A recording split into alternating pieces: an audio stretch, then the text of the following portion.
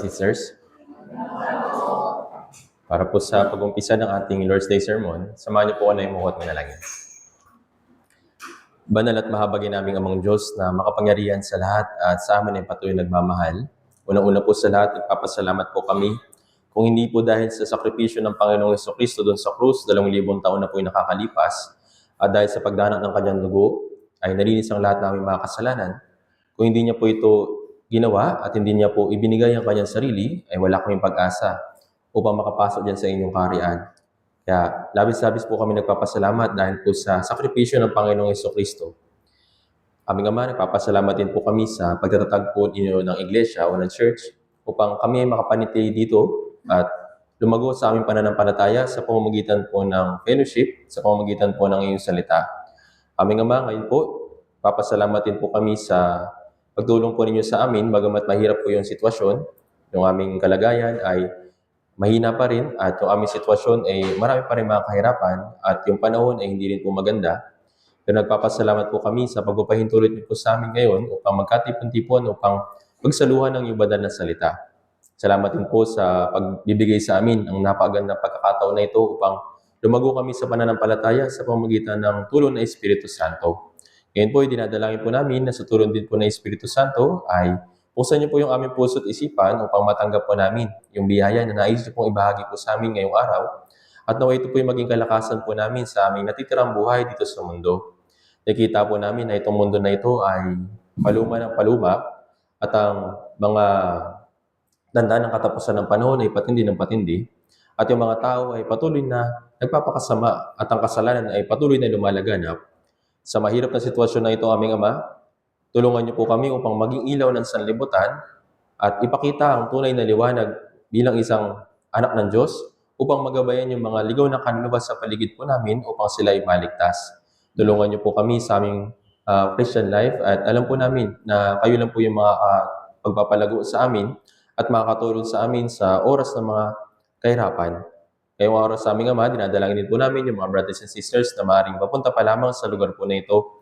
Pakiusap, ingatan niyo rin po sila at gabayan na tulungan po niyo sila upang malampasan po nila yung mga pagsubok na maaaring madaanan po nila sa pagpunta dito po sa church. Ganun din, dinadalangin po namin yung mga brothers and sisters na maaaring hindi makakarating sa oras po na ito dahil sa kung ano mga kadahilanan. Pakiusap, patuloy niyo po silang akayin, patuloy niyo po silang gabayan at tulungan upang sa mga susunod po namin mga gawain ay makarating din po sila. Panginoon, dinadalangin din po namin yung mga churches sa buong Pilipinas na nakakaranas po ng matinding bagyo. At may mga churches po ngayon na talagang nahihirapan po sila sa araw ng Panginoon. Kaya pakiusap, tulungan niyo po yung puso po nila upang patuloy na magtiwala sa iyo at patuloy na maghanap ng kalinga mula sa iyong makapangyarihang kamay. Tulungan niyo po sila upang hindi po sila ma-discourage dahil sa mahirap na sitwasyon na aming nararanasan sa aming buhay pananampalataya. Sa oras po na ito, sa iyo lamang po kami hahasa at magtitiwala at maraming salamat po muli. Lahat po ng ito ay dinadalangin po namin sa makapangyarihang pangalan ng Panginoong Jesucristo. Amen. Buksan po natin sa ating mga Biblia sa unang Korinto, chapter 16.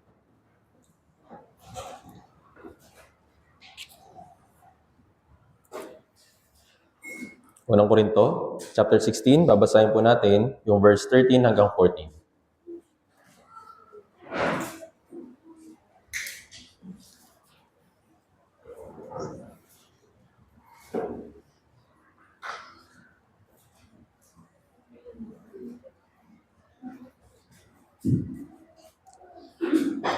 Unang Korinto, chapter 16, mula verse 13 hanggang 14, babasahin po natin ito na sabay-sabay kapag nakita na po.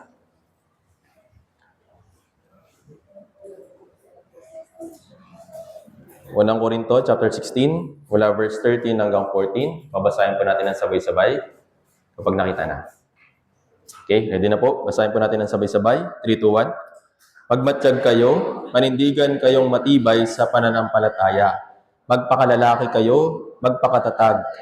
Lahat ng inyong ginagawa ay gawin ninyo sa pag-ibig. So bago po tayo magsimula, pinapakiusap ko po na punuan niyo po yung ibang mga upuan na yung mga bakanting upuan. Lapit po kayo dito sa harapan. At sayang naman po yung mga upuan na pinrepare para po sa Thursday sermon. Kaya upo po kayo sa gitna. Huwag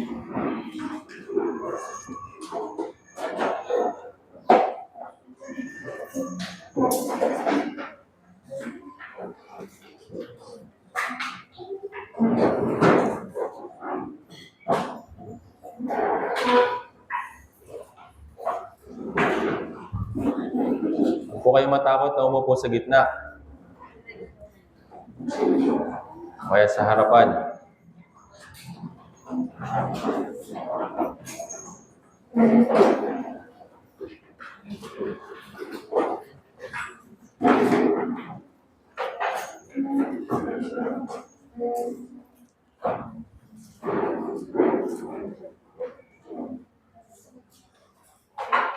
Meron pa po dito banda. Lapit po kayo ha. Forward po kayo.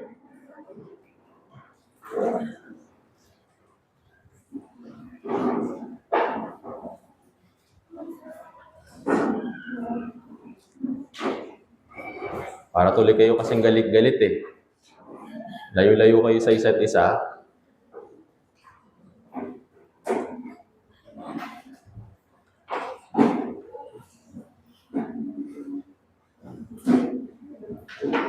Okay.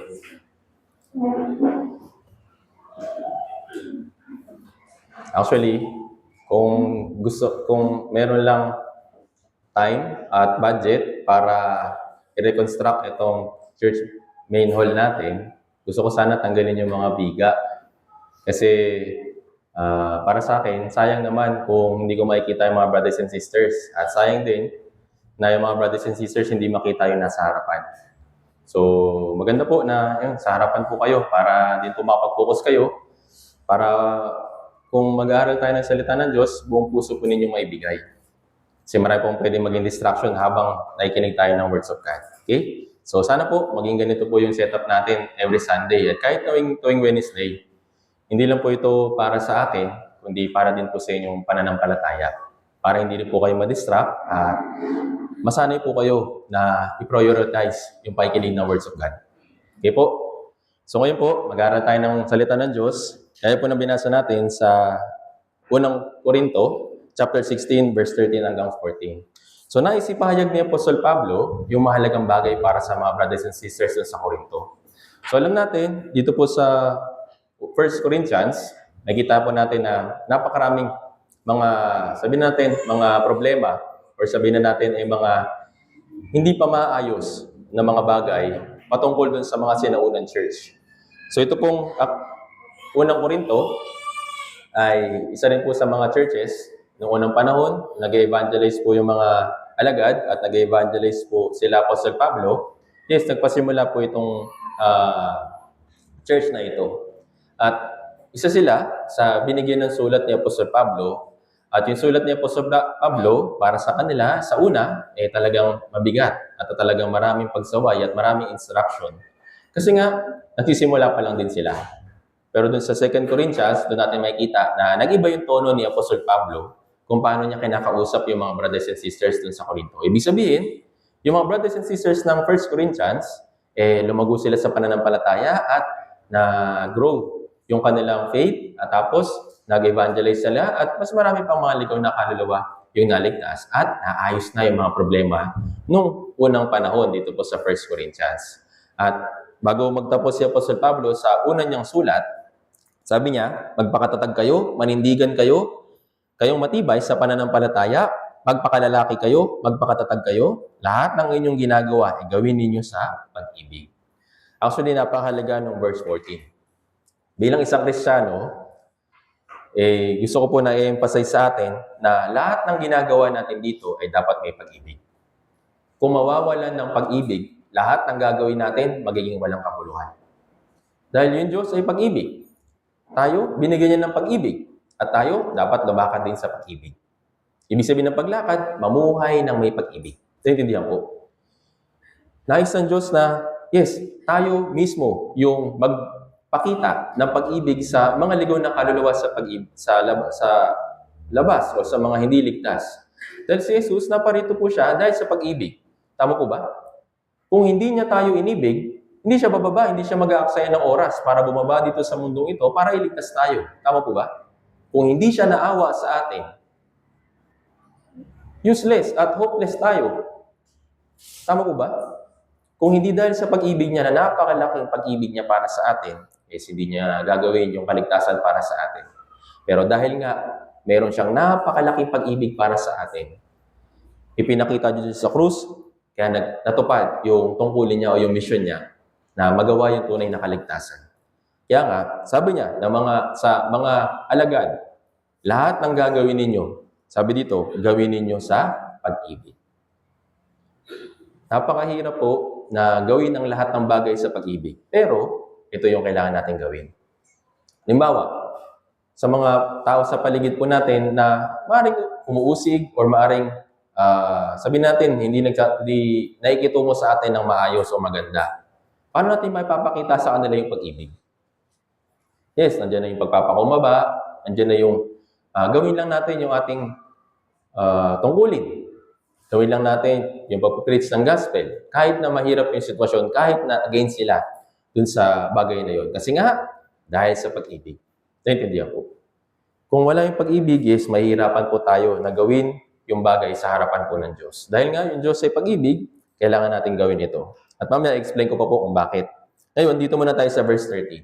Sabi ni Apostle Pablo sa mga brothers and sisters na sa Corinthians, meron siyang instruction mula sa Holy Spirit na magmatsyag kayo, manindigan kayong matibay sa pananampalataya, pagpakalalaki kayo, pagpakatatag kayo. So meron po tayong 4 na bagay na pag-iisipan o pag-aaralan sa araw po na ito. Ngayon, unahin po natin dun sa pagmamatsyag. Sabi dito, magmatsyag kayo. Ngayon, bakit ba kailangan magmatsyag? O sino ba yung pagmamatsyagan? Kailangan po natin maunawaan itong bagay na ito dahil nga, tayo rin ay nabubuhay sa panahon na ito kung saan kumikilos din si Satanas. Isang bagay po na dapat nating pagmatyagan ay yung mga pakana ni Satanas. Tama po ba?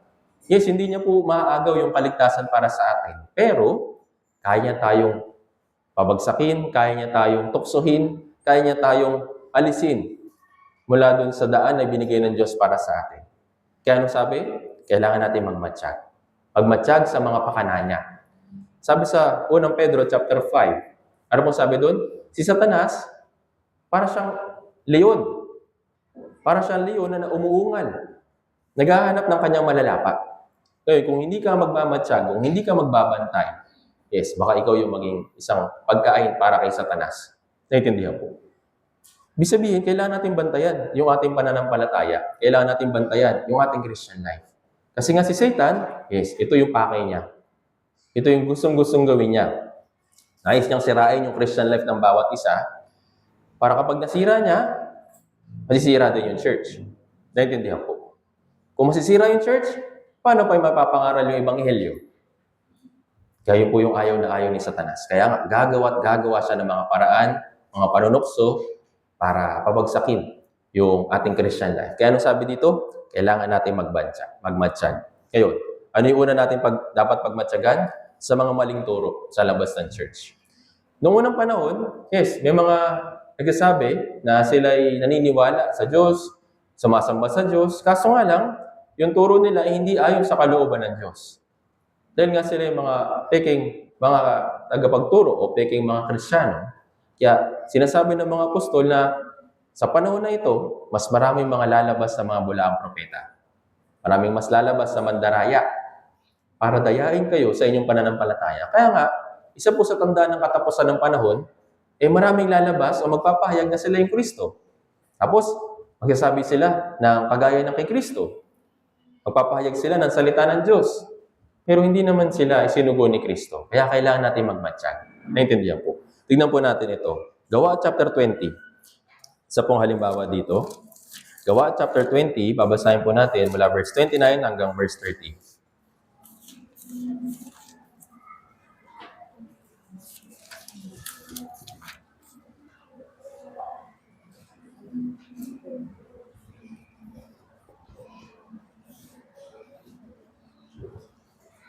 Gawa chapter 20, verse 29 hanggang 30.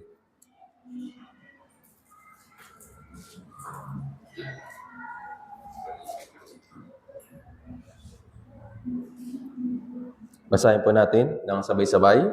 Gawa chapter 20, verse 29 hanggang 30, 3, 2, 1. Alam ko na pag-alis ko ay papasok sa kalagitnaan ninyo ang mababangis na asong gubat na walang patawad sa kawan. At lilitaw mula sa inyo na ring kasamahan ang mga taong magsasalita ng mga bagay na lihis upang akitin ang mga alagad na sumunod sa kanila. Sabi dito, alam daw niya ng mga alagad, alam din ng mga apostol na kapag umalis sila, kapag pumunta na sila para mag-preach sa iba't ibang mga lugar, merong mga lalabas na, sabi dito, mababangis na asong gubat na walang patawad sa kawan. Sino itong mga to? Yung mga false teachers. Yung mga nagtuturo ng kamalian na hindi ayon sa kalooban ng Diyos. Kaya nga, kailangan natin magbantay. Bakit? Nais ng Diyos na mapanatili yung kadalisayan ng ating pananampalataya. Kung tayo hindi magiging maingat sa ating pinapakinggan, pinag-aaralan, o baka rin pinapanood, yes, maaaring madungisan yung ating mabuting pananampalataya. At ito po, nangyari din sa iba't ibang mga churches sa buong mundo, kahit noong unang panahon. Naintindihan po. Kahit si Apostol Pablo, naka-experience siya na habang nasa ministry siya, pero tinatawag na mga huwad na mga kapatid. Ibig sabihin, false na brothers and sisters. Iniisip lang nila na sila kabilang. Iniisip lang nila na sila ay tamang brothers and sisters o ligtas sa brothers and sisters, pero sila ay mga peke. Nakita po ito ni Apostol Pablo. Hindi lang yun. May mga lalabas daw na mababangis na asong gubat at walang patawad sa kawan. Ano yung pagkakaiba ng tunay na pastol na si Jesus Christ at peking pastol? Ano po pagkakaiba nila? Yes, pareho silang maaaring makapagsalita, pareho silang mayroong attire, pareho silang maaaring mayroon din tungkod. Pero ano pong pagkakaiba ng ng tunay na pastol at peking pastol? Ano po? Alam natin kung ano yung salita ng Diyos. Naintindihan po. Alam natin kung ano yung tinig ng tunay na pastol. Actually, sa panahon po natin ngayon, maraming mga tao na nagsasalita na para bang galing sa Bible. Makikita natin, may mga binabanggit din silang Bible verse.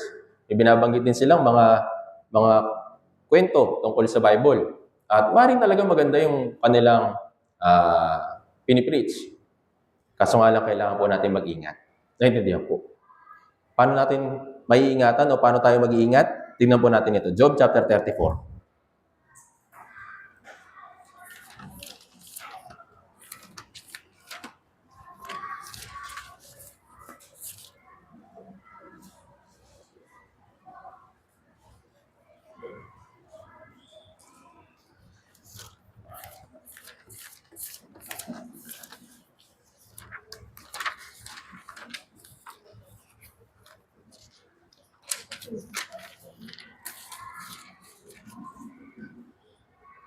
Job chapter 34, verse 3.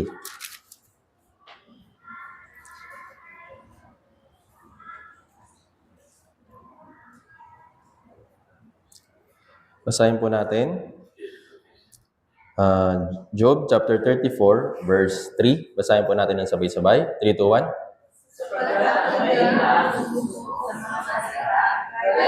Nangala na sa pagkain ay lumalasa. Sabi dito, yung tainga ay sumusubok sa mga salita. Kung paano daw yung ngala-ngala ay nagde-discern ng kanyang lasa o lumalasa sa pagkain. Naintindihan po. Ngayon, paano tayo magkakaroon ng tainga na nakaka-discern? Tingnan natin ito. John chapter 10. John chapter 10.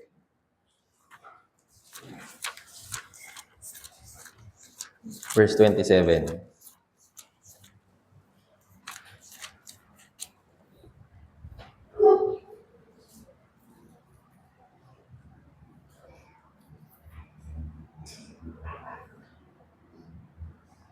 John chapter 10, verse 27. Basahin natin ng sabay-sabay. 3, 2, 1. Pinapakinggan ng aking mga tupa ang aking tinig, at sila'y aking kilala, at sila'y sumusunod sa akin. Yung mga merong Espiritu Santo, alam nila kung yung turo ay galing sa Diyos o hindi. Kaya tayo bilang isang Kristiyano, kailangan din po na maging maging marunong sa pag-discern ng mga bagay-bagay bilang isang Kristiyano. Kasi nga, kailangan natin mag-ingat, kailangan natin magmatsyag.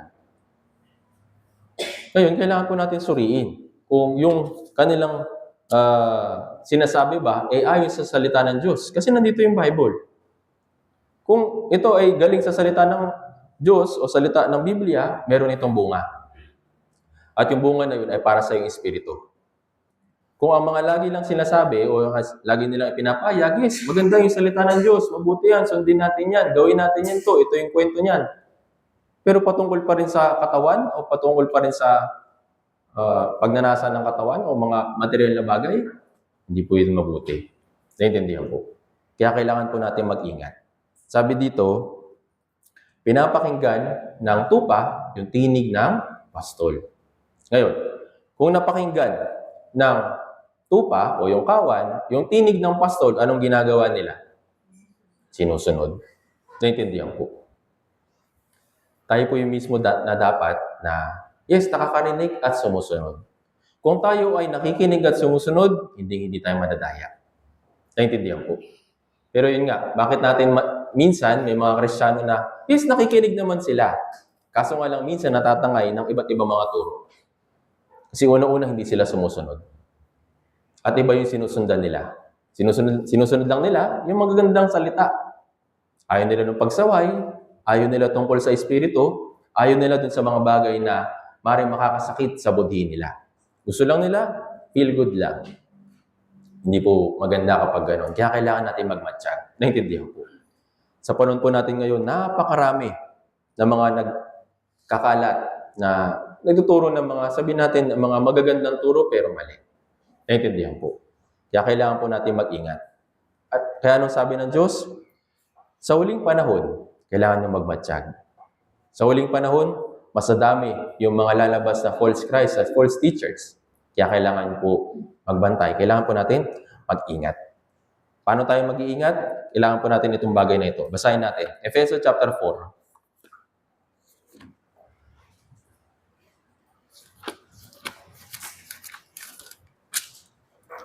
Bago po sa Efeso, tingnan muna natin sa Filipos chapter 2.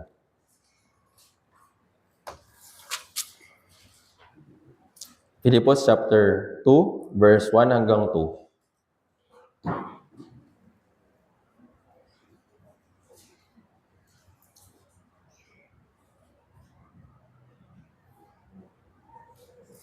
Filipos chapter 2, verse 1 hanggang 2. Basahin natin ng sabay-sabay. 3 to 1. Kaya nga, kung mayroong anumang kasiglahan kay Kristo, kung mayroong anumang kaaliwan ng pag-ibig, kung mayroong anumang pakikisama ng Espiritu, kung mayroong anumang pagkagiliw at habag, ay lubusin ninyo ang aking tuwa sa pagkakaroon ng gayunding pag-iisip, magtaglay ng gayunding pag-ibig, na magkaisa ng diwa at may isa lamang isip. Para tayong mapanatili yung kadalisayan ng ating pananampalataya, yes, dito po dapat natin ito gawin. Sabi dito, lubusin ninyo ang aking tuwa sa pagkakaroon ng gayunding pag-iisip, magtaglay ng gayunding pag-iibig, magkaisa ng diwa, at may isa lamang isip. Paikiisa, ibig sabihin, para maingatan natin yung ating faith, or maingatan natin yung ating Christian life, kailangan nandun ka sa kawan, nandun ka sa kalagitnaan, naikiisa, naintindihan po. Ngayon, sa panahon po natin ngayon, napaka-crucial ng ating Christian life. Hindi na dahil sa may mga nagpapapatay na Kristiyano o kaya sabihin na natin na tawag nito, umuusig na talagang nananakit dahil sa kung meron tayong pananampalataya. Hindi na po. Si Satan, yes, matalino po siya. Gagawa siya ng iba't ibang paraan para tuksohin yung mga mananampalataya para malihis yung kanilang pananampalataya. Naintindihan po. Kaya kailangan natin magmatsyag. Lalong-lalo na sa mga maling turo. Paano natin makikilala ito? Paano natin malalaman? Kung yun ay iba dun sa iisang turo na sinasabi sa atin, kailangan natin tanggihan yun. Kaya nga, nagkakaroon po tayo ng Wednesday sermon, hindi dahil walang magsisermon ng Wednesday. Hindi dahil busy yung mga minister o kaya dahil walang sermon para sa Wednesday sermon, hindi po. Nakikinig po tayo ng Wednesday sermon na galing sa Korea at sa lahat ng buong mundo. Yun po yung pinapakinggan. Kung makikita po ninyo dun sa website ng ating yung JBCH, lahat po ng language, halos lahat ng language, sinatranslate po yung sermon ni Pastor Johan Rey. Ngayon, bakit? Kasi sabi ng Biblia, magkaroon ng iisa lamang isip. Naintindihan po? Iisang diwa, isang pananampalataya, isang turo. Naintindihan po? Yun po yung biblikan. Naintindihan po? Kaya kailangan po natin mag-ingat na magkaroon tayo ng iisang puso, iisang diwa para sa paikinig ng iisang salita. Kanino ito? Salita ng Diyos. Salita ng Espiritu Santo. Naintindihan po? Tingnan naman natin ito. Efeso chapter 4.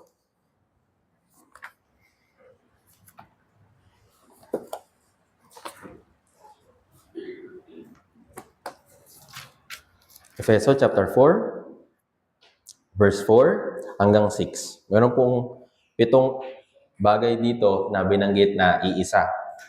Efeso chapter 4, verse 4 hanggang 6. Basahin po natin ng sabay-sabay. Kung nakita na po, 3, 2, 1. May isang katawan at isang espiritu, kung paanong tinawag kayo sa isang pag-asa at pagkatawag sa inyo.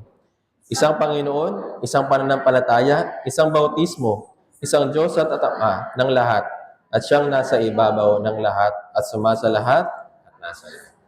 E binanggit po dito na 7 na 1. Sabi dito, ano po yung una? Isang katawan. Pangalawa, isang espiritu, isang pag-asa, isang Panginoon, isang pananampalataya, isang bautismo, at isang Diyos at Ama. Naintindihan po. Isa. Ayos ng Diyos na turuan tayo na magkaroon ng pakikiisa. Ito po sa mga bagay na ito. Naintindihan po.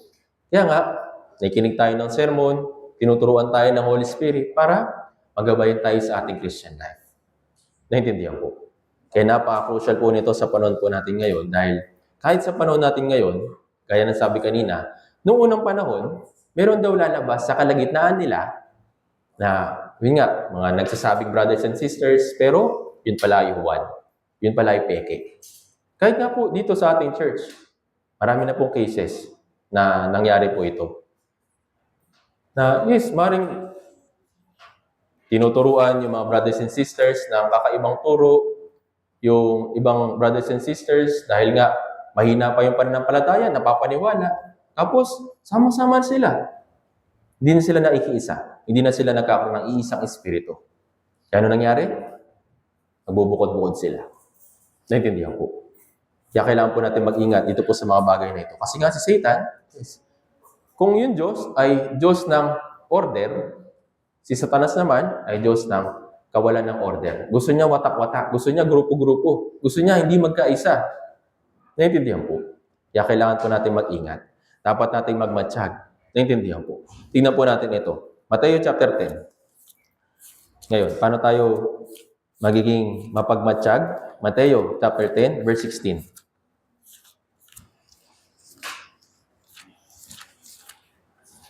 Yung una, kailangan po na meron tayong iisang espiritu na pinapakinggan. Pangalawa naman, ito po. Mateo chapter 10, verse 16.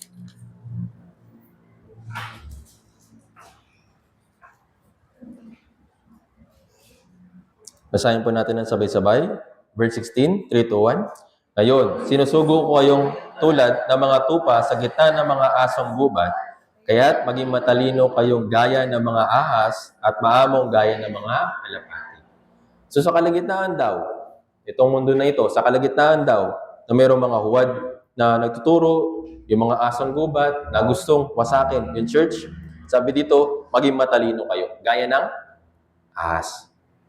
Actually, ginamit ng Diyos yung katangian ng ahas para i-explain itong verse 16.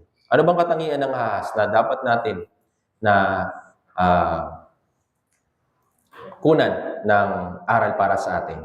Yung ahas po, una, cautious siya sa paligid. Dahil siya, mahina po yung eyesight niya. Kaya nakadepende siya dun sa katawan niya, kung sa vibration, dun sa paligid niya, para hindi siya kaagad makain, or sabihin na natin, hindi siya kaagad na mahuli ng kumakain sa kanya o mga predator. So yun yung una, cautious movement.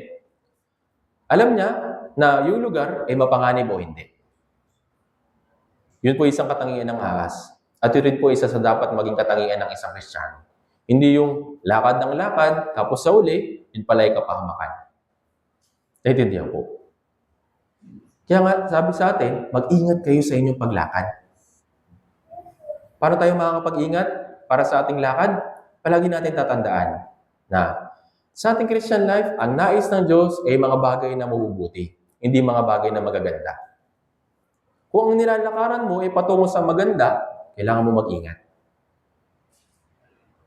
Bigyan po ng halimbawa. Minsan, sa mga estudyante, minsan madalas po ito. Sa mga estudyante na kagraduate pa lang, tapos naghahanap ng work. Naghahanap ng work, tapos syempre gusto kumita ng pera para makatulong sa pamilya, makatulong sa mga bagay para sa kanilang Christian life, ganyan. Kaso nga lang, kung hindi nagiging maingat yung mga estudyante, at yung kahit na yung mga brothers and sisters na naghahanap ng trabaho, pwedeng mahulog sa mga pakanan ng Satanas. Alam niyo po kung paano? Si Satanas, yes, ibibigay niya yung mga bagay na magaganda. Maganda sweldo, maganda yung lokasyon, maganda yung environment, pero sa uli, makukompromise naman yung Christian life mo. Kaya kailangan po natin mag-ingat. Naintindihan po. Minsan ganyan po yung papapain ni Satanas eh. Itong offer ko, maganda. Yung offer ko, mabuti para sa pamilya mo.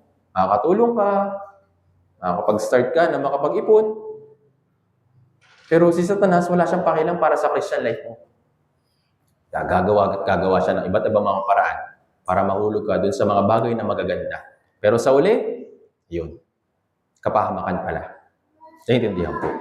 Kaya kailangan natin maging matalino, kagaya ng ahas, na may caution sa paligid. Pangalawa, yung ahas po, meron din siyang katalinuhan na kapag alam niya na yung bagay na yun, o yung isang, tawag nito, yung isang hayop na kaharap niya, kaya siyang talunin, handa rin siya na mag-retreat, handa rin siya na umatras. Yes, matapang po yung ahas. Pero kapag alam niya na yun ay ikapahamakan para sa kanya, hindi siya tumutuloy. Naintindihan po. Ngayon, bakit ba minsan tayo nahuhulog sa mga kasalanan? Bakit ba tayo minsan nahuhulog sa mga tukso? Bakit? Kasi hindi natin iniisip na yung mga bagay na yun ay tukso. Tama po ba? Halimbawa, sa mga kabataan. Yes, hindi naman masama makipagrelasyon. Pero bakit natin sinasabi dito sa church na bawal yung relasyon sa loob ng church at kahit na sa labas? Bakit po? Dahil maraming kasalanan yung pwede magbunga doon. Naintindihan po. Yes, maring sa umpisa, ang ganda. Usap-usap, message-message. Tapos unti-unting lumalalim yung usapan hanggang sa unti-unti nabubuo yung kasalanan. Kaya lagi ko pong i-remind ito sa inyo, kahit na mainis po kayo sa akin, kailangan ko po itong sabihin. Huwag na huwag po kayong magme-message sa mga brothers and sisters nang kayong dalawa lang. Huwag na huwag rin kayong magsasama ng brothers and sisters nang kayo lang. Naintindihan po. Paano po pag evangelist? Pag sister to sister naman, brother to brother naman, wala pa po problema? Ngayon, tatanungin ko, bakit ba kayo magkasama? Wala nang problema eh. Kung kayo magkasama, pero bakit ba kayo magkasama? Kung gagawa lang kayo ng kasalanan na magkasama, doon nagiging mali. Pero kung kayo ay magkasama, mag-fellowship kayo, pag-usapan nyo yung Christian life ninyo, i-encourage yung isa't isa, okay lang, walang problema. Pero kung lalabas doon na nagkakaproblema. Naintindihan po. Kaya kailangan natin mag-ingat. Actually, nakakalungkot po. Isa rin po sa mga kasamahan namin dati sa church. Yes, mukha namang okay. Walang problema. Unti-unti na di namin alam na yun nga, nag-usap sila na isa't isa, nakikita sila ng pasikreto. Tapos sa uli, mababalitaan na namin na nagbunga na yung kasalanan na ginagawa nila. Tapos pareho na silang wala sa church. Kahit na gustuhin pa nilang bumalik sa church, hindi na sila pinahihintulutan ng Espiritu Santo. Yes, nakakaawa po ito. Pero dahil nga nandito yung Espiritu Santo, kailangan ingatan ng church, ingatan ng Espiritu Santo yung mga bagay na ito. Dahil nga sa huling panahon, yung mga tao, yes, patuloy na nagiging pasama ng pasama. Naintindihan po. Kaya kailangan natin mag-ingat. Naintindihan po. Maging matalino kagaya ng ahas. Kapag alam mo na pwede mong ikapahamak yun, huwag ka nang tumuloy. Naintindihan po. Kapag yun naman ay makakasira sa Christian life mo, huwag mo nang gagawin. Naintindihan? Minsan kasi tayo, ina-apply lagi natin yung trial and error eh. Alam niyo po yung trial and error? Try ko muna. Kapag nag-fail, balik. Kapag ganun po yung lagi natin gagawin, hindi po kayo makakausap sa Christian life niyo. Kapag lagi lang trial and error. Subukan ko lang. Kapag ganun, kapag hindi ka sigurado, sayang yung time na pwede mo i-google pa sa mga bagay na mas sigurado. Naintindihan po. Kagaya ni Apostol Pablo, para hindi siya magkamali sa lakad niya, ano pong ginagawa niya? Lagi siya nagpipray. Lagi siya humingi ng tulong sa Diyos. Diyos, itong gagawin ko ba? Tama? Mabuti sa iyong harapan? Ito ba talaga yung pagtupad sa kalooban mo? Nakukuha ni Apostol Pablo yung sagot mula sa Espiritu Santo. Kaya nga, nagagawa niya na lumakad ng ayon sa kanya, ayon sa kalooban ng Diyos. Naintindihan ko. Kagaya ni Lydia. Actually, yung pagkaligtas kay Lydia, hindi po coincidence. Kung mababasa po ninyo yung sa aklat ng mga gawa, hindi pinahintulutan pinagbawalan ng Espiritu Santo si Apostol Pablo na pumunta sa isang lugar para mangaral ang salita ng Diyos. Actually, ito po yung puso ni Apostol Pablo. Gusto niya na mangaral sa isang lugar. Gusto niya i-preach yung gospel dun sa lugar na yun. Kaso sabi nga sa Biblia, sa mga gawa, hindi siya pinahintulutan ng Espiritu Santo. Ibig sabihin ba mali yung payo sa kanya ng Espiritu Santo? Hindi po. Dun sa point na yun, ang nakita ng Espiritu Santo na may potensyal na makinig ng salita ng Diyos, yun po si Lydia. Maring kay Apostol Pablo, gusto niya napuntahan yung mga tao doon. Pero sigurado ba si Apostol Pablo na maliligtas yung mga tao na yun? Hindi. Kaya nga, dinivert ng Espiritu Santo si Apostol Pablo at yung mga kasama niya para masave si Lydia. Naintindihan ko? Kaya yung aral para sa atin ng Espiritu Santo, yes, kailangan natin maging matalino. Kailangan natin magmatsyag. Paano? Sa pamamagitan po ng prayer. Naintindihan ko? Kahit nga si Haring David, kahit siya, pero siya kakayahan para talunin yung mga kalaban niya, palagi siya nagpipray. Palagi niya dinudulog sa Diyos. Naintindihan ko? Pinaka-sikat na sikat na kwento tungkol kay Haring David, yung kinalaban niya si Goliath. Hindi ba niya alam na talo siya kay Goliath? Alam niya o hindi? Alam niya kung gagamitin lang niya yung kakayahan niya. Tama po ba? Pero kaninong kakayahan yung ginamit niya? Galing sa Diyos. Naintindihan po. Kaya nagawa niya natalo. Actually, mismatch po sila. Si Goliath, equip siya ng mga sandata, pandigma. Tapos si Haring David, anong dala-dala niya? Isang bag, tapos may 5 bato, tapos tirador. Imagine po ninyo yun. Kung kakayahan lang ni Haring David, hindi siya mananalo. Tama po ba? Pero, lagi niyang sinasabi, hindi ako yung hinahamon mo. Hinahamon mo ay yung Diyos ng Israel. Naintindihan po. Kaya ito po yung naging talino ni Haring David sa pakikipaglaban. Naintindihan po. Isa pa na karunungan ng ahas na pwede nating kunan para sa ating Christian life ay dahil nga siya ay sensitive sa vibrations, yes, yung kanyang environment, palagi siya nagmamasid. Palagi siyang tinitignan kung yung paligid ba, mabuti na lakaran o hindi. Tapos, yung ahas, precise, or sabihin natin, on point, yung kanyang pag-strike. Hindi siya basta-basta, suntok ng suntok. Hindi siya basta kagat ng kagat. Kung alam niya na kaya niyang patumbahin or kainin yung kanyang, sabihin natin yung prey, isang strike lang, kaya niya kagad kainin. Naintindihan ko. Kaya ganun din sa ating Christian life.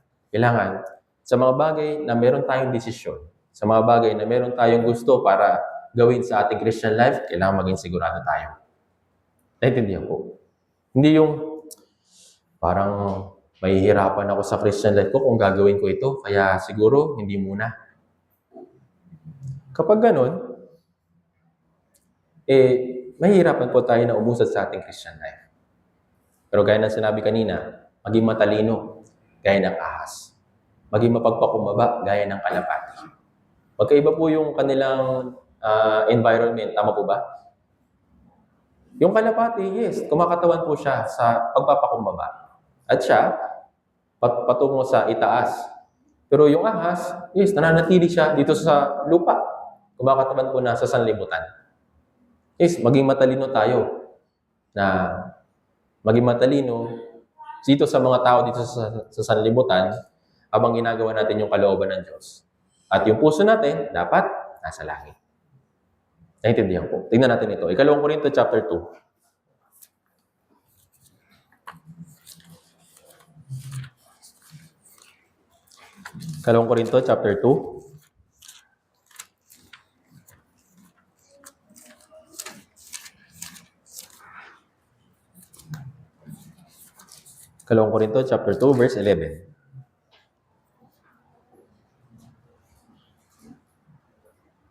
Basahin natin ng sabay-sabay. 3, 2, 1. At ito ay aming ginagawa upang huwag kaming mamalamangan ni Satanas, sapagkat kami ay hindi mangmang tungkol sa kanyang mga bahay. Sila Apostol Pablo po at yung mga kasamahan niya, meron po silang katangian na kagaya ng ganito. Sabi dito, hindi sila mangmang tungkol sa kanyang mga balak. Hindi sila mangmang tungkol sa mga pakana ni Satanas. Paano sila nagkaroon ng ganitong klaseng wisdom? Sa pamamagitan ng tulong ng Espiritu Santo. Naintindihan po. Na-explain ko na po sa mga kabataan kung anong tulong ng Espiritu Santo. Siya po yung tumutulong sa atin. Gumagabay sa atin, nagre-remind ng mga bagay para sa atin. Para sa ating Christian na. Kaya nga, sila Apostol Pablo, sabi dito, hindi kami mangmang tungkol sa kanyang mga balak. Bakit? Kasi matalino po sila. Meron po silang kaalaman na kung ano yung mga bagay na mabuti para sa kanilang Christian life. Kung mga bagay para sa physical lang, hindi po ito yung hinahabol nila. Naintindihan po. Kaya na sinabi sa unang 1 chapter 2 verse 16, maging maingat tayo sa 3 bagay. Naintindihan po? Ano po yun? Pagnanasa ng laman, pagnanasa ng mata, pagmamataas sa buhay. Yung 3 bagay po na yun. Actually, yun po yung paulit-ulit na ginagamit ni Satan para tuksuhin tayo mga Kristiyano. Iba't iba nga lang yung form. Iba't iba nga lang yung bigat. Iba't iba nga lang yung itsura. Naintindihan? Pero pagdating sa pagnanasa ng laman, pagmamatas ng buhay, at pagnanasa ng mata, yes, kailangan natin mag-ingat ito. Naintindihan ko? Merong akong nabasa na isang article, ng mga nakaraan, tungkol sa tinatawag na salitang doom scrolling. Alam niyo po yung doom scrolling? Alam niyo po kung anong doom scrolling? Actually, ito isa sa dahilan kung bakit yung mga tao nalulubog sa kakascroll. Nalulubog sa social media, nalulubog sa kung ano-ano mang mga sabihin natin, magagandang bagay dito sa sanlibutan. Hanggang sa naubos na yung oras, hanggang sa hindi na nagagawa kung ano yung mga bagay na mahalaga. Dahil sa isang gadget na ito. Actually, hindi naman po ito masama. Naintindihan po. Pero kung paano mo ito gagamitin, dito ito nagiging masama. Kung ubusin mo yung oras mo kakaganito, paano naman yung Christian life mo? Actually, kahit nga sa cellphone, kapag tayo ay nababad dito, kahit nga kumain, nakakalimutan na natin eh. Tama ba? Bakit? Lubog na eh. Masyado na hook dito sa mga bagay ng sanlibutan. Yung mga bagay para sa espiritu, wala na. Hindi na iniisip. Kaya kailangan natin magmatsyag. Naintindihan po. Kailangan natin maging matalino para sa ating Christian life, para sa ating espiritu. Huwag po ninyo hayaan na malubog lang po kayo sa mga ganitong klaseng panunokso ni Satan. Sa halip na magbasa ng Biblia, ayun. Ubos na yung oras, kakascroll. Ubus na yung oras, kaka-browse. Ubus na yung oras, kakapakinig ng worldly song. Actually, yung worldly song, actually ako rin po ay guilty po dito. Nung bago-bago pa lang ako. Mas marami pa akong kabisadong kanta kaysa sa Bible verse.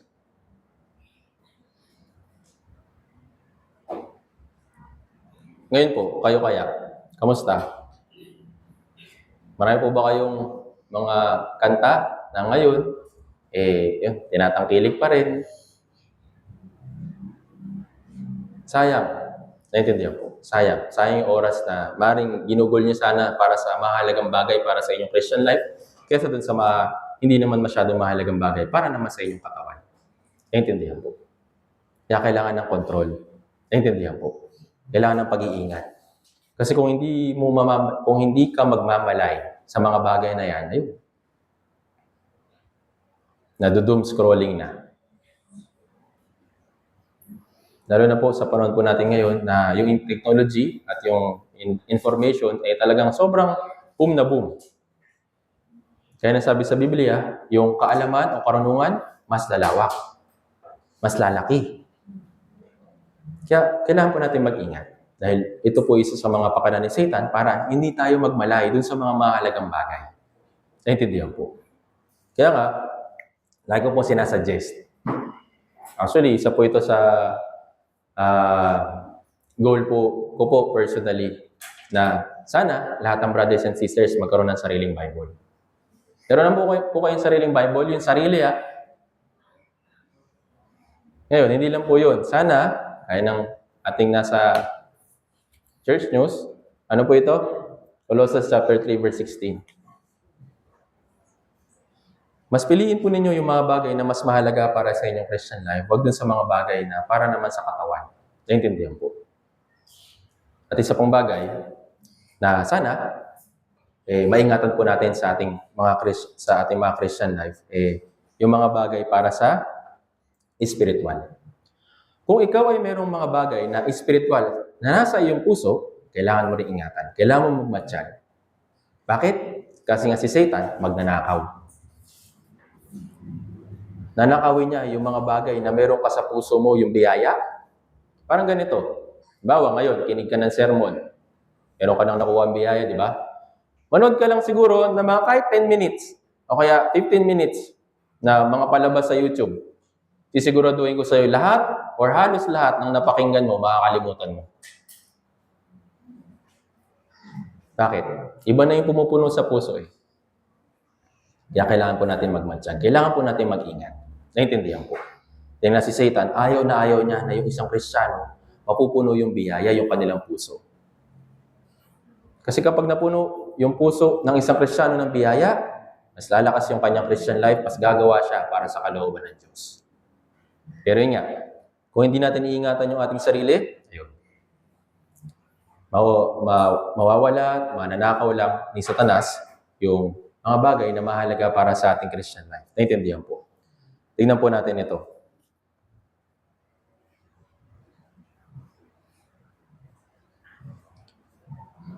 Awit 78.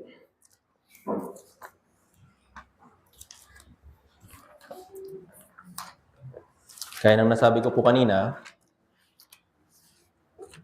yung pagdanasan ng laman, pagdanasan ng mata at pagmamataas sa buhay, kailangan po natin ingatan. Isa pong halimbawa, ito po mga Israelita. Awit 78.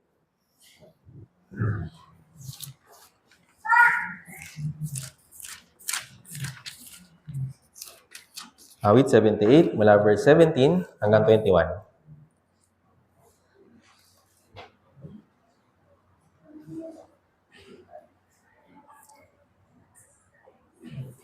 Awit 78, verse 17 hanggang 21.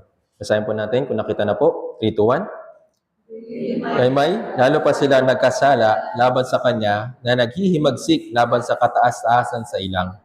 At kanilang sinubok ang Diyos sa puso nila sa paghingi ng pagkain na kanilang inakananasa. Sila ay nagsasalita laban sa Diyos na nagsasabi, makakapaghanda ba ang Diyos ng kapag sa ilang upang tubig ay dumaloy ng batoy kanyang hinataw at ang mga bukal ay umapaw? Makapagbibigay rin ba siya ng tinapay o makapagdudulot ng karne sa kanyang bayan?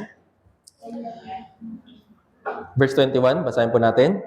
Kaya't nang marinig ng Panginoon, siya'y napuno ng puot, isang apoy nag-aalab laban sa Jacob, at kanyang galit naman ay lumaki laban sa Israel.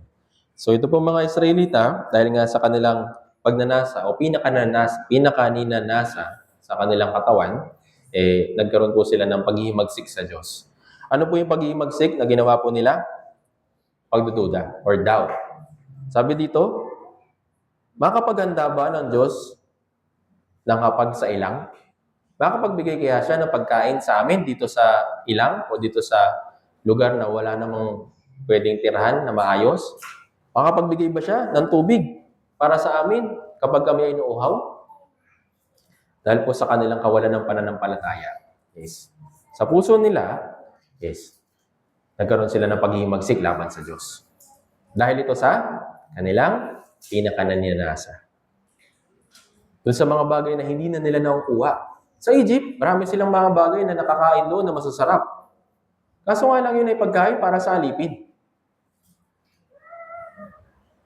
Pero dito po sa ilang, pagkain na galing sa Diyos yung kailangan po nila. Tama po ba?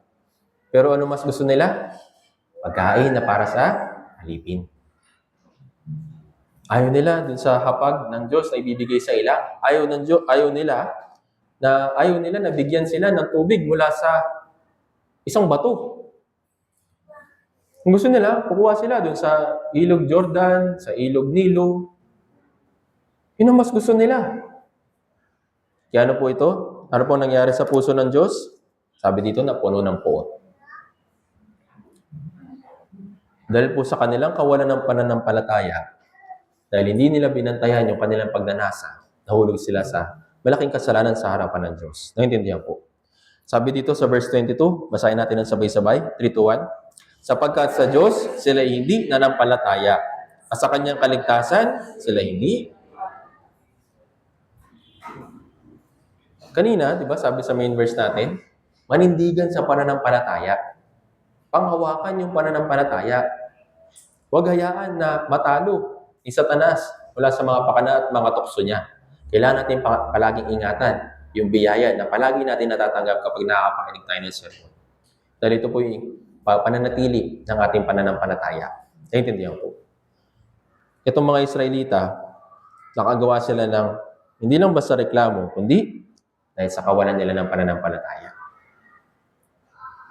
Ngayon, speaking of faith, paano ba tayo maninindigan sa mga bagay na hindi nakikita? O paano ba natin mapangahawakan yung ating pananampalataya? Panghawakan ng matibay yung ating pananampalataya. Paano po? Pumagitan po nito.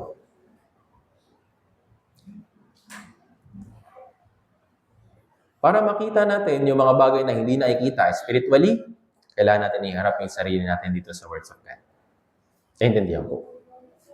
Kung wala ito, yung mga bagay na spiritual, yung mga bagay na gustong ibigay sa atin ng Diyos spiritually o yung biyaya para sa atin, hindi natin yung makikita. Hindi natin yung aasamin. Naintindihan po. Kasi nga, malayo sa Biblia. Parang ganito. Alam niyo po yung binoculars? O yung, anong tawag doon? Telescope. Yung telescope, o kaya binoculars, ito yung isang tool para makita yung mga bagay na nasa malayo. Naintindihan po. Ngayon, kahit na gaano ka 20-20 yung mata mo, dun sa mga bagay na malalayo, malabo mo nakikita. Tama po ba? Pero kailangan ng telescope, kailangan ng binoculars para makita yun. Kagaya nitong Bible. Naintindihan po. Para makita mo yung mga biyaya na nais ibigay sa iyo ng Diyos na paparating sa iyo, kailangan mo nito. Ngayon, kung wala ito, paano mo ilalagay yung pag-asa mo dun sa mga bagay na ibibigay sa iyo ng Diyos kung hindi mo naman pala inaasahan o hindi mo naman pala nakikita? Naintindihan po. Kaya ito pong Biblia ay napakahalaga para sa ating Christian life, para mapanatili natin yung ating pananampalataya. Naintindihan po. Kaya ito po yung pangunahing bagay na meron po dapat tayo. Yes, yung Biblia, actually, hindi ko alam kung magkano na yung price ng Biblia sa panahon po natin ngayon.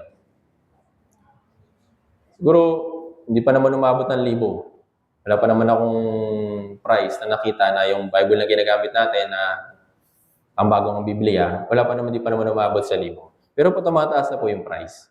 Kaya nga siguro sa materials na ginagamit, tapos sa production, kailangan talagang magtaas ng presyo. Pero imagine po ninyo, yung presyo na yun ay makapagbibigay sa iyo ng pag-asa para sa mga biyaya na gustong ibigay sa iyo ng Diyos. Yung presyo na yun, panghihinahayaan mo pa ba? Minsan, iba, mahal kasi ng Bible, hindi ako makabili.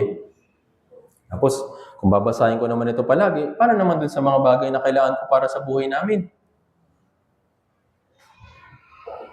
Actually, para hindi po kayo mahirapan, palagi po niyong isipin. Yung mga bagay na paparating sa iyo na gantimpala or biyaya, makikita mo yun sa pamamagitan nito. Pero kung hindi mo nga tinitignan o hindi mo ito ginagamit para telescope o kaya binoculars, yung mga bagay na malalayo para sa iyo, hindi mo pa nakikita. Kaya nga, dun sa mga bagay na malalapit, yun na lang yung gusto mong kunin. Halimbawa, trabaho, pera, minsan, boyfriend at girlfriend, minsan, mga bagay na pagnanasan na ng katawan. Pero dun sa mga bagay na gustong ibigay sa iyo ng Diyos, hindi mo nakikita. Kasi nga, yung Biblia, malayo ka. Kaya napakalaga para sa ating Christian life yung words of God. Naintindihan po. Tingnan po natin ito. Roma chapter 1.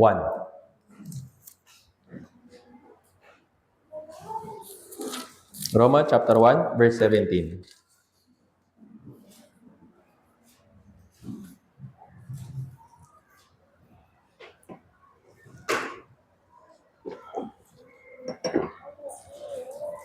Roma chapter 1, verse 17. Basahin po natin ng sabay-sabay. 3, 2, 1. Sapagkat dito ang katwiran ng Diyos ay nahahayag mula sa pananampalataya hanggang sa pananampalataya. Kaya na nasusulat, ngunit ang taong matuwid, sabi dito yung taong matuwid na bubuhay sa pamamagitan ng pananampalataya. Ano po ibig sabihin ng pananampalataya? Sa Hebreo chapter 11, verse 1, paninindigan sa mga bagay na hindi nakikita.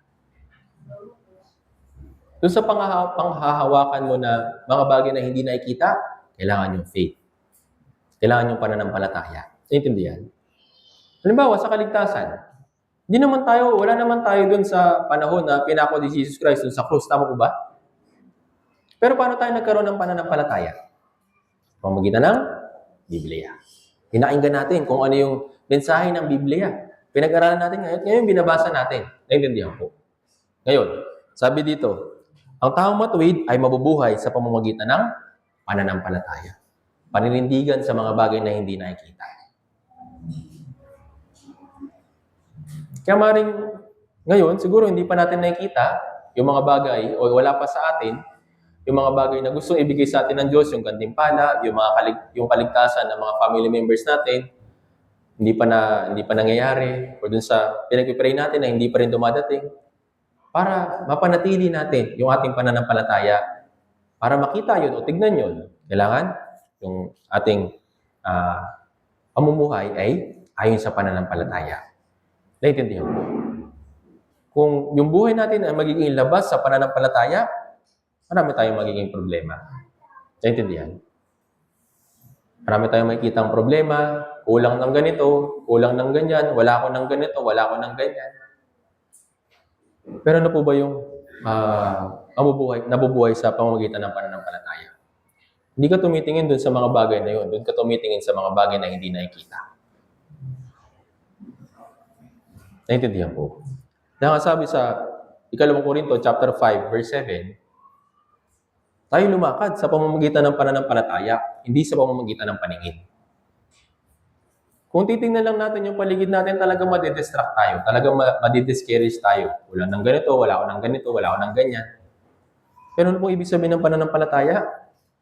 Pagtingin mo, mula dun sa mga bagay na hindi nakikita, sa likod ng mga bagay na nakikita mo. Naintindihan po.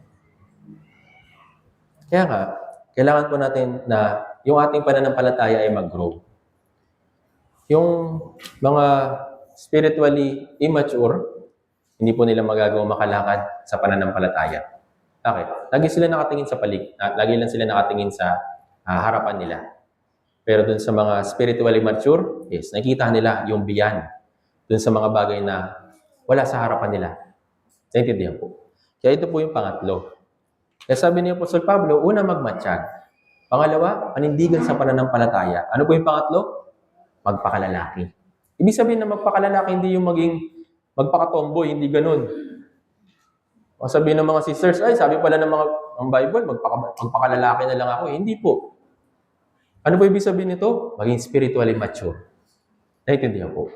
Tingnan natin ito. Unang Korinto chapter 14. Unang Korinto chapter 14, verse 20.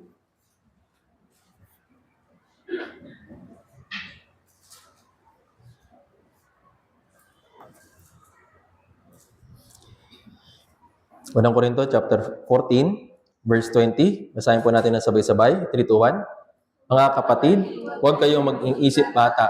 Sa kasamaan ay maging sanggol kayo, ngunit sa pag-iisip ay maging husto na. Pagdating daw sa kasalanan, anong sabi dito? Kasamaan, maging sanggol, maging inosente. Sabihin, matakot. Pero pagdating daw sa spiritual maturity, sabi dito, dapat maging hustong gulang na. Naintindihan po. Isang napakagandang halimbawa dito ng pagkakaroon ng spiritually matured na Christian life ay si Daniel at yung kanyang tatlong kaibigan. Si Daniel at yung tatlong niyang kaibigan, yes, naharap din sila sa mahirap na sitwasyon. Naintindihan po. Sila yung mga bihag mula dun sa pamumuno ni Haring Nebuchadnezzar. Hindi sila pamilyar dun sa lugar na yun, hindi rin sila pamilyar dun sa kultura na yun. Yung kultura ng Babylonia ay sa pagsamba sa Diyos-Diyosan.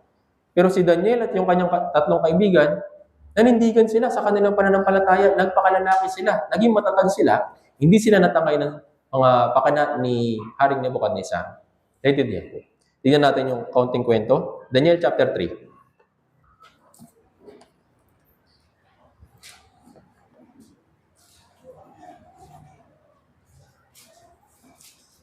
Daniel chapter 3, mula verse 8 hanggang 18.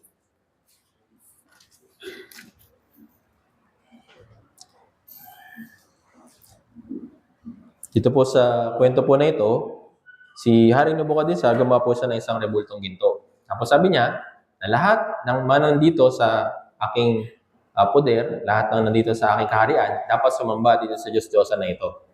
Yun yung batas, yun yung utos niya. At sabi niya, kung sino yung hindi sasamba dito sa rebultong ginawa ko, papatayin ko. So yun yung naging rule, naging parang standard nila dun sa lupain na yun. Pero nga lang, dahil nga si Daniel at yung kanyang tatlong kaibigan, merong matibay na pananampalataya sa Diyos, meron silang paninindigan at meron silang spiritual maturity, hindi sila nahulog dito sa mga ganitong klaseng panunokso. Tingnan natin, basahin natin, Daniel chapter 3, verse 8 hanggang 18. Basahin natin ng sabay-sabay. 3, 2, 1. Kaya ang panahong iyon ay nagsilapit ang ilang kaldeyo at ang umigay ng mga paratang laban sa mga Hudyo. Sila Hari, ikaw o hari ay gumawa ng utos na bawat tao nakarinig ng tunog ng tambuli, lauta, alpa, sambuko, salteryo, tambol, at ang iba pang mga panugtog ay magpapatira pa at sasamba sa rebultong ginto. At sino mang hindi magpatira pa ay sumamba, ay ihahagis sa gitna ng hurno na nagdiningas ng apoy. Ay ilang mga Hudyo na iyong itinalaga sa pamamahala sa lalawigan ng Babylonia na sina Shadrach, Meshach at Abednego, o hari, ang mga lalaking ito ay hindi nakinig sa iyo, sila hindi naglilingkod sa inyo na iyong itinayo. Kaya't ang uot ay inautos si Nebuchadnezzar na dalhin sa kanya sina Shadrach, Meshach at Abednego. Dinala nila ang mga lalaking ito sa harapan ng hari. Sumagot si Nebuchadnezzar at sinabi sa kanila, O Shadrach, Meshach at Abednego, totoo ba na kayo'y hindi maglilingkod sa aking Diyos? Ni sasamba man sa rebultong ginto sa aking itinayo? Mabuti kung kayo'y handa nga ngayon na magpatira pa at sumamba sa rebultong ginawa ko sa sandaling iyon, tunog ng tambuli, lauta, alpa, sambuko, salteryo, tambol, at iba pang mga nagugtog. Ngunit kapag kayo'y hindi sasamba, kayo'y kaagad na ihahagi sa gitna ng hurno na nagdiningas na apoy. At ang Diyos ang iligtas sa inyo sa aking mga kamay. Sina Shadrach, Meshach at Abednego ay sumagot sa hari, O Nebuchadnezzar, hindi namin kailangan sagutin ka sa bagay na ito. Kung mangyayari na ang aming Diyos na pinaglilingkuran namin ay makapagliligtas sa amin sa hurno na nagdiningas na apoy, ay ang iligtas niya kami sa iyong kamay, O hari. Ngunit, kung sakali mang hindi, dapat mong malaman, O hari, na hindi kami maglilingkod sa iyong mga Diyos, isasamba man sa rebultong ginto na iyong itinatay. So ito nga yung kwento tungkol dun sa tatlong kaibigan ni Daniel na hindi sumamba sa mga Diyos-Diyosan. Pero gusto ko pong i-emphasize yung sinabi nila sa verse 17 at 18. Sabi ni Haring Nebuchadnezzar sa kanila na kung sasamba kayo ngayon, kung hindi na kayo, o kung tatalikuran ninyo, yung Diyos sa pinaniniwalaan ninyo, sasamba kayo dito sa rebultong ginawa ko, hindi kayo mamamatay. Pero ano pong sabi nung tatlong magkakaibigan? Naniniwala kami sa Diyos. Kung sakali mang iligtas kami ng Diyos, ililigtas na kami. Pero kung sakali mang hindi pa rin kami sasamba sa Diyos-Diyosan na ipinatayo mo. Ano pa ibig sabihin nito? Ipaninindigan sila sa pananampalataya nila. Hindi sila naduwag. Nagpakalalaki sila. Dahil sila yung mga spiritual na mature sa kanilang pananampalataya. Naintindihan po. Actually, buhay na nila yung kapalit. Dito sa kwento po na ito. Tama po ba? Pero kahit na ganun, hindi pa rin nila isinantabi, hindi pa rin nila tinalikuran yung kanilang pananampalataya. Bakit? Ganun na yung hustong gulang ng kanilang faith. Hindi nila sila basta-basta na tatakot dun sa mga ganong klaseng mga panunukso ni Satanas. Ngayon, imagine po natin, dito po sa tagpo po na ito, kung si Shadrach, Meshach at Abednego, inisip yung kanilang katawan at tatakot dun sa sinabi ng hari, ano po kaya mangyayari? Ililigtas kaya sila ng Diyos o hindi?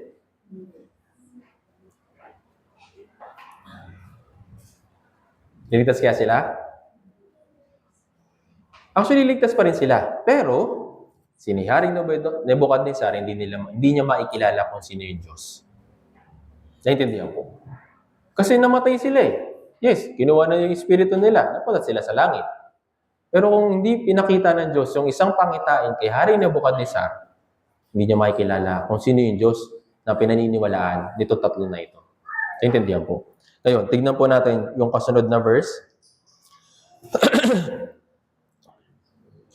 Sabi dito, sa verse 19 hanggang 20, babasahin ko po sa inyo. Kaya't napuno ng galit si Nebuchadnezzar at ang anyo ng kanyang mukha ay nagbago lamang kina Shadrach, Meshach at Abednego. Siya nagsalita at iniutos na painitin ang hurno ng 7 ulit na higit kaysa dating init nito. Kanyang inutusan ng ilang magigiting na mandirigma mula sa kanyang hukbo, nagapusin sina Shadrach, Meshach at Abednego at sila inihagi sa hurno na nagdiningas na apoy. So, kahit na yung kanilang faith, pinanghawakan pa rin nila, nahulog pa rin sila dun sa nagiinit na hurno. Pero ano po kaya yung nangyari doon? Basahin natin mula verse 21 hanggang 25. Basahin natin ng sabay-sabay. 3, 2, 1. Ang mga lalaking ito'y tinalian na may mga suot, may tunika at may balabal at may iba pang mga kasuotan. At sila'y inihagi sa gitna ng hurno na nagdiningas na apoy. Sapagkat ang utos ng Diyos ay ang hurno ay lubhang pinainit, pinatay ng liyab ang apoy ang mga lalaking bumuhat kina Shadrach, Meshach at Abednego. Ngunit ang tatlong lalaking ito, sina Shadrach, Meshach at Abednego, ay bumagsak na nakagapos sa gitna ng hurno na nagdiningas na apoy. Kaya ang haring si Nebuchadnezzar ay nagtaka at nagmamadaling tumindig. Sinabi niya sa kanyang mga tagapayo, di ba tatlong lalaki nakagapos ang inihagi sa apoy? Sila'y sumagot sa hari, totoo o hari? Siya'y sumagot, tingnan ninyo, ang nakikita ko'y 4 na lalaki na hindi nakagapos na naglalakad sa gitna ng apoy at sila'y walang paso at ang anyo ng ika-4 ay gaya ng isang anak ng mga Diyos. So, yung tatlo, hinagis, tapos sino yung nandun sa nakita ni Haring Nebuchadnezzar? yung isang anghel para iligtas o protektahan yung tatlong magkakaibigan. Dito po nakita ni Haring Nebuchadnezzar na yung Diyos na pinaniniwalaan ng tatlo, talagang totoo, talagang buhay. Naintindihan po. Kaya nga, basahin po natin verse 28. Basahin natin sabay-sabay, 3 to 1. Nagsalita si Nebuchadnezzar at sinabi, purihin ng Diyos sina Shadrach, Meshach at Abednego na nagsugo ng kanyang anghel at nagliligtas sa kanyang mga lingkod na nagtiwala sa kanya.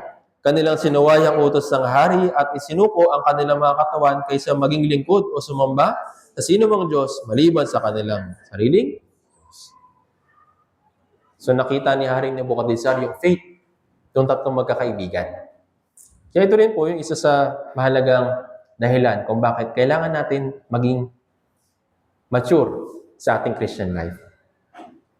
Kung tayo ay magpapakalalaki, ibig sabihin maninindigan, magiging matapang, at panghawakan yung ating pananampalataya, sigurado, makakatulong ito para mas mapabilis yung kaligtasan ng mga ligaw na kaluluwa sa paligid po natin. Kasi kung tayo, isa rin tayo dun sa mga tao na para bang walang pag-asa, kahit na sinasabi natin tayo ay Kristiyano, pero sa pamumuhay natin, hindi naman ito nakikita, naging ilan tayo mapagkunwari. Naintindihan po.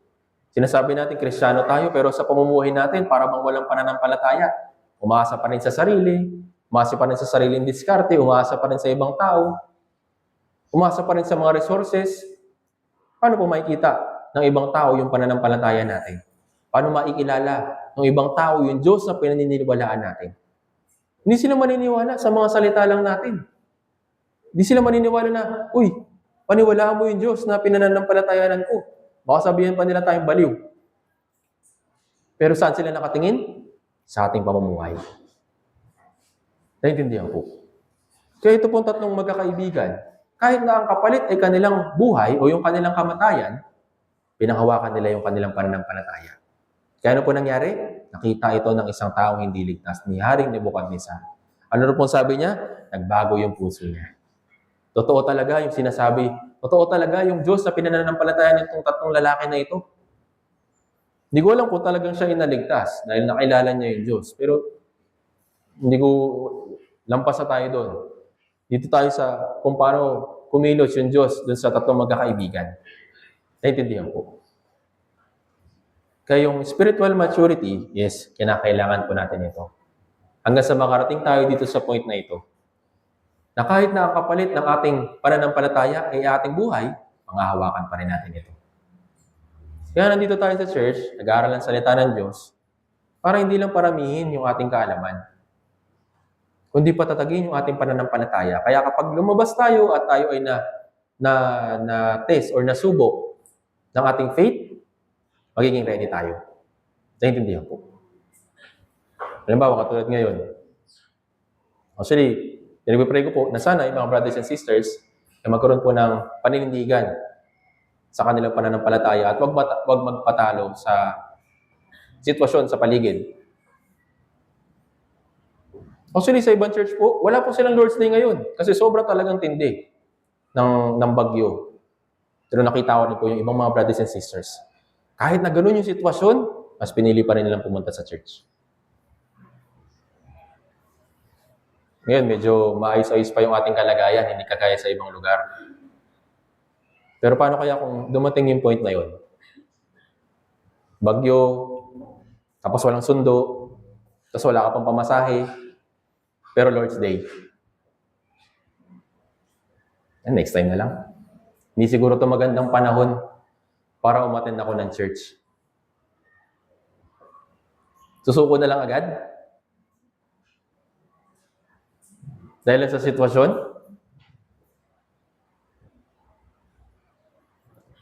Kaya sana, bawat brothers and sisters, magkaroon ng maturity sa ating Christian life para hindi tayo matangay ng pabago-bago na sitwasyon. Kung aasa lang tayo sa paligid natin, mahirapan tayo sa Christian life natin, magiging tayong kagaya ng isang bangka na kung saan inalon, mapapaanod. Kung mahirap yung sitwasyon, wala na lang din. Wag. Palagi po ninyong tandaan na yung paninindigan at magpapakalalaki sa ating Christian life o yung spiritual maturity ay kailangan. Naintindihan po. Paano po? Sa pamamagitan ng paglakad sa pananampalataya. Kung titignan mo lang palagi yung paligid mo, mahirapan ka. Naintindihan po. Ngayon, ano po yung huli na sinabi dun sa verse na binasa natin? Magpakatatag. Ibig sabihin ng magpakatatag, habang lumalakad ka dun sa mahirap na sitwasyon, hindi ka na-discourage. Kasi ikaw ay nagpapakatatag. Naintindihan po. Sabi sa atin ng Biblia, sabi ni Apostol Pablo, yes, makakaranas kayo ng iba't ibang mga kahirapan, pero magpakatatag kayo. Naintindihan po. Hindi niya yung sinabi kasi hindi niya alam na magiging maayos yung sitwasyon ng mga brothers and sisters. Alam niya na meron silang mga kahirapang mararanasan, merong mga tao na uusig talaga sa kanila. Kaya nga sinasabi niya, pauna pa, brothers and sisters, magpakatatag kayo. Bakit? Kasi nga, yung mundo ay talagang napakahirap para sa atin. Si Satanas ay nandyan para guluhin tayo. At yung ating, kahit na yung ating katawan, palaging gustong umiwas or tumaliwas sa kalooban ng Diyos. Kaya sinasabi sa atin ng Biblia, magpakatatag kayo. Naintindihan po. Paano tayo magpapakatatag? Babalikan natin yung salita ng Diyos. Tingnan natin ito. Josue chapter 1.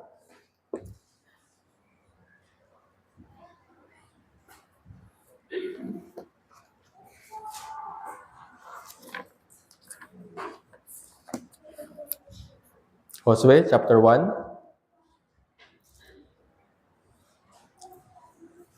Verse 7 hanggang 9.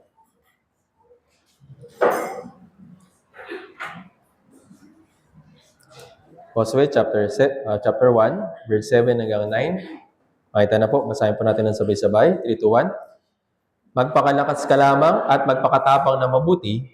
Gawin mo ang ayon sa lahat ng kautosang iniutos sa iyo ni Moises na aking lingkod. Huwag kang ililiko sa kanan o sa kaliwa upang ikaw ay maging matagumpay saan ka man umunta. Ang aklat na ito ng kautosan ay huwag aalisin sa iyong bibig, kundi ito ay iyong pagbubulay-bulayan araw at gabi, upang iyong masunod ang lahat ng ayon sa lahat na nakasulat dito, sapagkat kung magkagayoy, iyong pagiging hawain ang iyong lakad at magtatamo ka ng tagumpay. Hindi ba't inuutosan kita? Ikaw ay magpakalakas at magpakatapang na mabuti. Huwag kang matakot, ni manlupaypay, sapagkat ang Panginoon mong Diyos ay kasama mo saan ka man umaroon.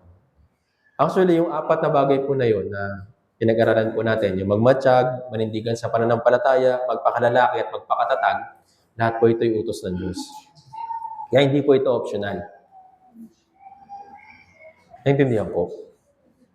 Hindi ibig sabihin na kapag mahirap yung sitwasyon, tatanggihan na natin yung pagiging matyag, yung paninindigan sa pananampalataya, yung pagpapakalalaki at pagpapakatatag. Hindi po. Doon sa mahirap na sitwasyon na yun, kailangan yung apat na bagay na yun ay palagi natin mapanghawakan. Dahil ito'y utos ng Diyos. Ano po sabi sa verse 9? Hindi ba't inutusan kita? Ano po yung utos kay Josue? Ikaw ay magpakalakas at magpakatapang. Ngayon, sabi dito, ikaw ay magpakalakas at magpakatapang na mabuti. Huwag kang matakot. Alam ng Diyos na, yes, darating din tayo din sa mga panahon na maaaring matakot tayo, maaaring manghina din tayo, at maduwag din tayo sa ating Christian life. Pero ano po yung napakagandang reminder niya para sa atin? Sabi sa may bandang ibaba, sapagkat ang Panginoon mong Diyos ay kasama mo, saan ka man umaroon. Kaya talagang dapat lang tayo na maging matapang, maging matatag sa ating pananampalataya. Bakit? Kasi kasama natin yung Panginoon. Nandito siya. Naintindihan po? Kaya kung sakali mang nanghihina ka sa pananampalataya, nanghihina ka sa Christian life mo, palagi mong basahin itong verse na ito. Inuutosan tayo ng Diyos, magpakalakas ka, magpakatapang na mabuti. Bakit? Saan ka man pumaroon, sasamahan ka ng Diyos. Kahit dun sa lugar na ikaw ay magkakasala, sasamahan ka ng Diyos. Naintindihan po. Pero hindi ibig sabihin na, yes, kasama ko yung Diyos, sigurado mananalo ako. Hindi ganun. Hindi niya tayo pababayaan. Hindi na tayo hahayaan na bumagsak yung ating pananampalataya. Bakit? Kasi nga, nandito siya sa atin. Naintindihan po. At sa lahat ng Kristiyano na na kay Kristo, sigurado yung tagumpay. Balikan po natin sa ating main verse. 2 Korinto, chapter 16. 1 Korinto, chapter 16.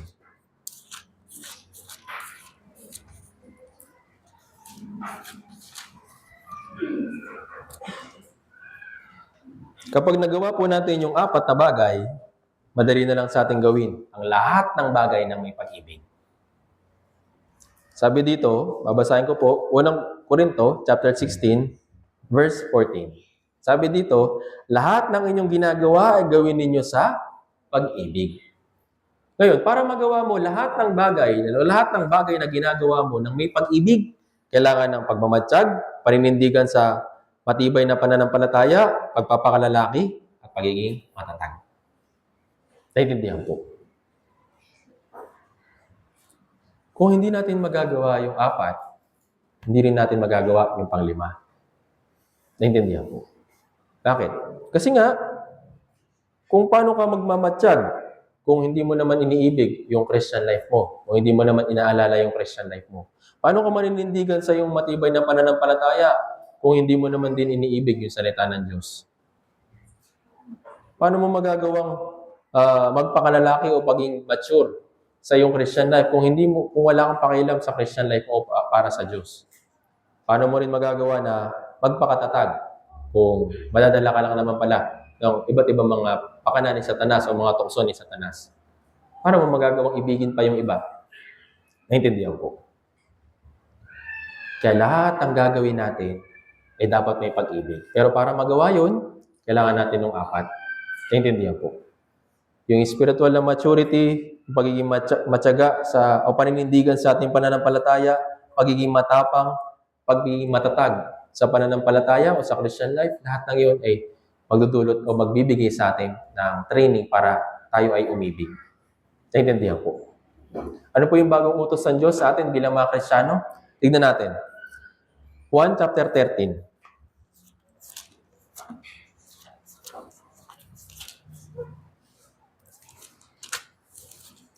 1 chapter 13, verse 34 hanggang 35.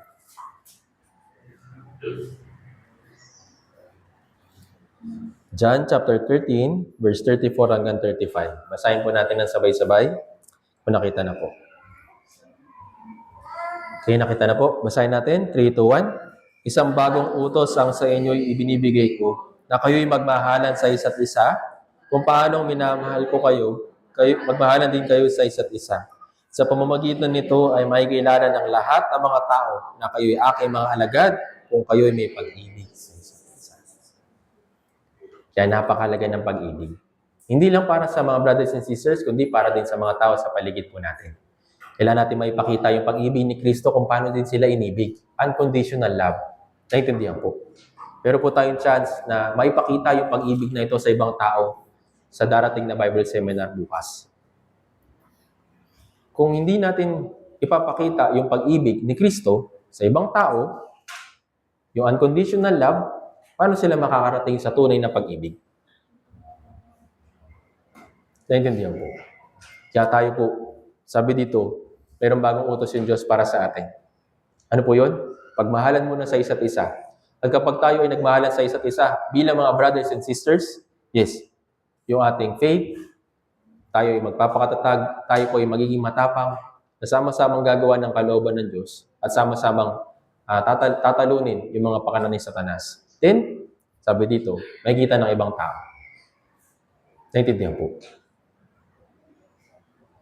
Kaya nga, sa pamamagitan po ng message ni Apostol Pablo, dun sa 5 bagay na yun, sana magawa rin po natin ito sa ating Christian life. Ano po yun? Una, pagmatsyag. Pangalawa, panindigan ng matibay sa pananampalataya, magpakalalaki. Tapos ano po yung pang-4? Magpakatatag. Tapos ano po yung huli? Mag-ibigan. Naintindihan po. Yung 5 bagay po na ito ay mahalaga sa ating Christian life. At yung pinakamahalaga, sabi sa John chapter 13, ang pinakadakila sa lahat ng bagay ay pag-ibig. Kaya sana po yung brothers and sisters, tayo po, mag-ibigan sa isa't isa na may kadalisayan o may pag-ibig na kagaya ni Kristo, then tulungan din natin yung ibang mga tao para sila rin maligtas sa pamamagitan ng pag-ibig ng Diyos. Tayo po lahat ay umukot manalangin. Banal at mahabagin naming Amang Diyos, nagpapasalamat po kami sa biyaya ng kaligtasan na pinagkaloob niyo para sa amin. Salamat po aming Ama sa pagbibigay niyo po sa amin ng mga salita at pagre-remind sa amin ng 5 bagay na ito na napakahalaga sa aming Christian life. Tulungan niyo po nawa kami na may apply po namin ito sa aming Christian life upang mas tumatag yung aming pananampalataya at mas marami pa mga ligaw ng kaluluwa yung maligtas sa pamamagitan po ng Santa Rosa Church. Tulungan niyo po kami, aming Ama, at meron po kaming pinaghahandaan na Bible Seminar para sa Cell Group 2. Alam po namin na magiging mahirap po yung sitwasyon dahil po sa masamang panahon. Pakiusap, tulungan niyo rin po yung bawat isa po sa amin upang manindigan sa pananampalataya at umasa lang po sa iyong dakilang mga kamay na kayo po yung gagawa at kikilos sa mahalagang gawain po na ito. Pakiusap, tulungan niyo rin po yung paghahanda po namin sa aming Bible Seminar. Tulungan niyo rin po na yung venue po namin ay maging maayos at maging mabuti para sa pakikinig ng iyong salita. At nawa marami po mga ligaw na kaluluwa na naimbitahan na makabalik po at makapakinig ng iyong salita para sila rin po ay magkaroon ng tunay na kaligtasan. Muli maraming salamat po at sa iyo lamang po kami ahasa at magtitiwala. Ito po ay aming dalangin sa makapangyarihang pangalan ng Panginoong Jesucristo. Amen. Salamat po.